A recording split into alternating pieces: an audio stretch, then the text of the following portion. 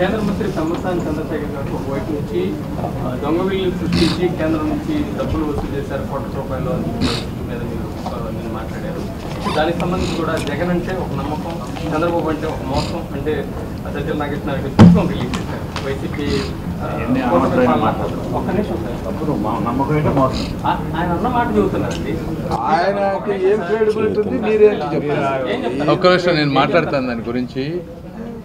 నేను ఒక స్పెసిఫిక్ ఇష్యూని తీసి వాస్తవాన్ని ప్రజలకు చెప్పాను, దాని గురించి డిస్కస్ చేయి అంతే. నేనేం చెప్పాను, జగన్మోహన్ రెడ్డి గారి ప్రభుత్వంలో ఆయన అభిమానించే వాళ్ళు అత్యంత తెలివైన వ్యక్తిని, నాలెడ్జ్ ఉన్న వ్యక్తిని నా దగ్గర పంపేయండి, మీరందరూ మీడియా వాళ్ళు రండి. నేను అనేది ఒక స్కీమ్ గురించి మాట్లాడుతున్నా. మైనారిటీలకు సంబంధించినటువంటి స్కీమ్ని మీరు దొంగ పనులు చేశాను అని చెప్పి మీరు డబ్బులు తీసుకున్నారు.